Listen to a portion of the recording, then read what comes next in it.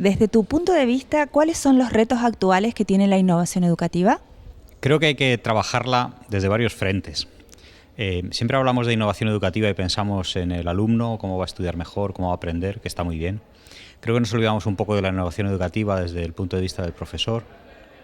El profesor necesita un apoyo, sobre todo a nivel de gestión de datos, creo yo, de visualización de datos, de recomendación, de herramientas que le permitan conocer más para tomar mejores decisiones y apoyar mejor al alumno, incorporarlo dentro de esa metodología de enseñanza. Y luego, además, desde un punto de vista académico, más de gestión, ¿no? La innovación en gestión académica es un asunto pendiente. Pensamos que por tener un repositorio, un Dropbox o algo así, eso ya es la bomba. Y bueno, se queda un poco cojo.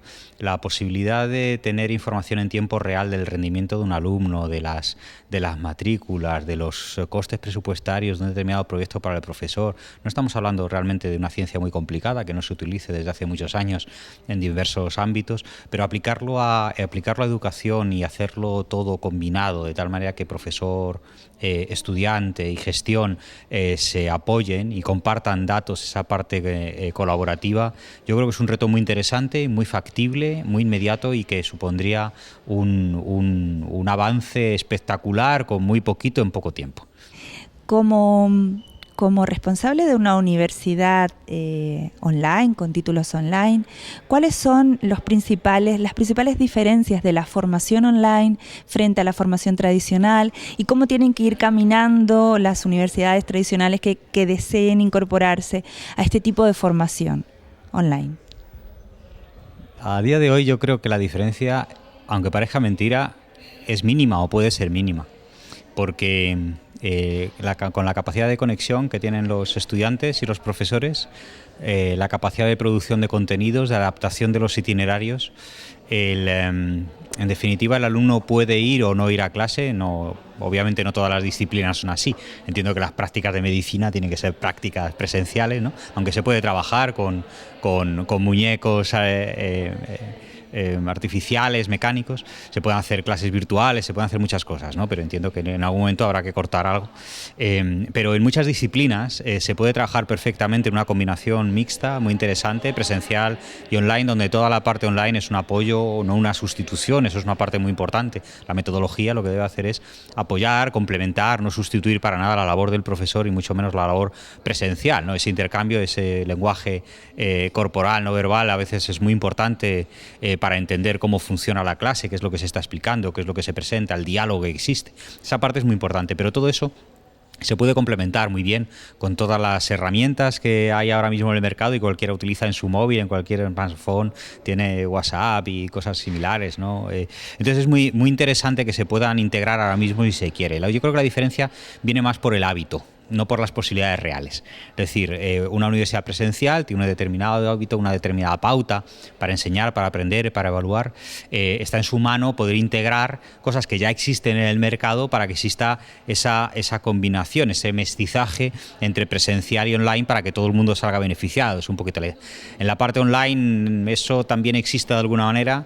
Muchas universidades online plantean jornadas presenciales para evitar el aislamiento, la soledad del alumno o real o pretendida que puede tener, del profesor también, por supuesto, porque es solitario para todo el mundo. Entonces se plantean jornadas muchas veces mensuales, trimestrales, jornadas a veces online que sirven para hacer piña, presenciales, congresos. Es decir, se trata de buscar un modelo mixto dentro de lo posible para no sustituir ninguna de las dos facetas y complementarse.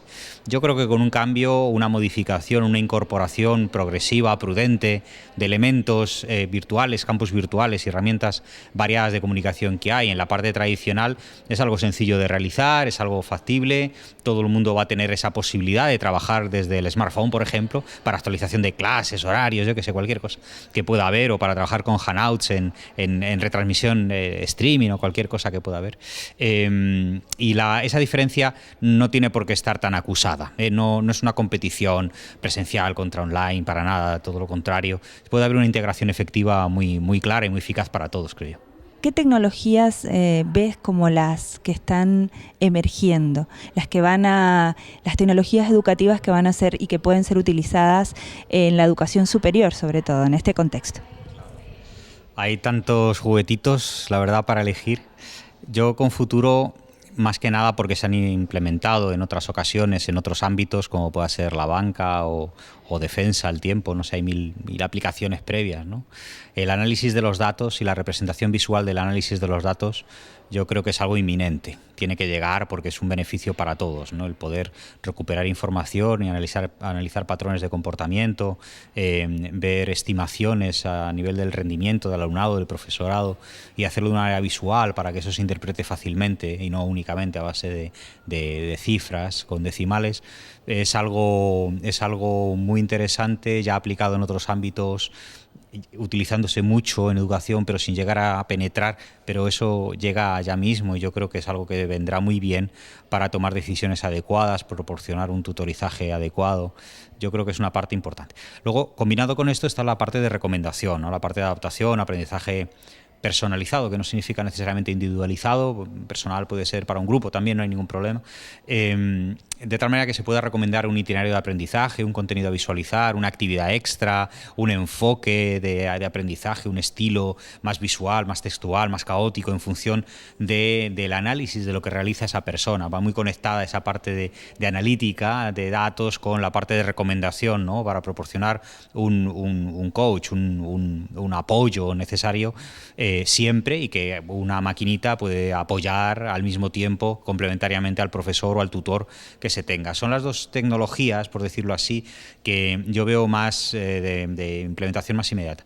Y luego hay un par que a lo mejor en algún momento eclosionan, pero esto es como el cuento de la lechera. Vivimos con realidad virtual y realidad aumentada desde hace ya muchos años y esto no termina de llegar. Ahora yo creo que la excusa es menor porque hay ancho de banda, todo el mundo tiene un smartphone con pantallita, 5 pulgadas ya parece pequeño. Entonces es el momento, ¿no? Esto eclosionó hace mucho y entonces no había realmente un mercado que lo asumiese ni a nivel de dispositivo, ni de portador, ni de nada, ¿no? Pero ahora mismo yo creo que está. Tengo mis dudas, porque es muy interesante, pero a nivel educativo no sé si al final... Hay que pensar que la tecnología depende también del profesor que la implementa, ¿no? Entonces no todos los profesores son frikis tecnológicos y ahora mismo hace falta, por mucho Second Life y compañía que pueda haber, el producir un entorno que sea lo suficientemente descriptivo, fiel y que además metodológicamente sea útil y tal. Lleva un rato. Hay que producir plantillas adaptadas que se puedan pinchar, arrastrar, mejorar los interfaces. Hay todavía un paso ahí que en algún momento a lo mejor llega, veremos. Ahí estamos, yo creo. Respecto a los recursos educativos en abierto, los repositorios, que actualmente pues hay muchísimos, incluso en las plataformas de teleformación, los campos virtuales que también tienen muchísimos recursos y materiales.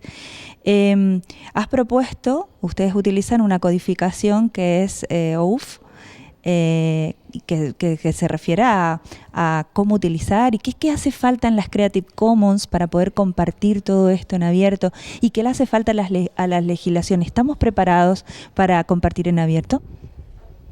Claro que sí, ¿no? Somos gente de bien, nos gusta aprender, enseñar. ¿Por qué no? El tema es tener un marco que sea cómodo para todos, que también tenga en cuenta las editoriales y las compañías de publicación variadas que hay y de distribución de contenidos, para que no se convierta esto en una batalla de copyright frente a copyleft y no tiene ningún tipo de sentido. Se puede integrar y se puede integrar teniendo en cuenta algunas cosas que ahora mismo no se tienen, ¿no? Certificación, acreditación, calidad de los materiales, distribución, acceso. Hay una serie de preguntas pendientes muy importantes que hay que responder. No todo creado en abierto tiene por qué ser bueno, no todo creado libre se tiene por qué utilizar, no todo se tiene que utilizar libremente sin nombrar a la persona que lo ha realizado, como si fuese un Creative Commons, que a veces sí, a veces no, depende de lo que uno quiera, ¿no? Todo eso necesita un marco un poquito, yo creo que más estructurado para evitar incomodidades, ¿no? Y que una persona fiel defensora de los recursos educativos abiertos piense que todo el mundo debe entregar todo lo que hace gratis al mundo para la humanidad. Bueno, es una forma de verlo y habrá muchas cosas que sí, pero otras que no y deben respetarse. Eso tiene que estar regulado, ¿no? Yo creo que ese entendimiento tiene que llegar. Porque igual que tenemos muchísimos recursos educativos abiertos, no solamente MOOCs, que son una pequeña parcelita, tenemos 6.000 MOOCs, ahí están en el mundo, 7.000 los que hayan. Según estamos hablando, seguro que hay 3 MOOCs más en el mercado. Pero el 80% van sobre aprender inglés. Inglés social, además, ni siquiera negociación, ni siquiera algo más avanzado, aplicado, industrial, lo que sea. Entonces, bueno, pues hay una parte, pero hay otros muchos recursos educativos abiertos, de vídeo, de 1.000 cosas, ¿no? Y bases de datos, y Merlot para planes, para lesson plans, y mil cosas que puede haber en el mercado, ¿verdad? Y vivimos con ello desde hace muchos años. Entonces, el llegar a un pequeño marco que de verdad todo el mundo se sienta conforme a la hora de producción, distribución, consumo, reutilización, es una discusión pendiente, es un debate pendiente. Yo creo que es factible, dependerá un poco de las posiciones de negociación donde las partes cedan un poquito para llegar a ese entendimiento, ¿no? Yo soy muy optimista. En la universidad nuestra, en la Internacional de La Rioja, tenemos una cátedra sobre recursos educativos abiertos, hablamos de esto todos los meses, y yo creo que es algo posible, trabajamos por ello, a ver si con un poquito de suerte, en tiempo medio, 2-3 años. No lo veo inminente ahora mismo para pasado mañana, pero yo creo que llegaremos a esa estructura que permita que todos los actores involucrados se sientan cómodos y al mismo tiempo resulte algo eficaz, un recurso eficaz para aprender y estudiar.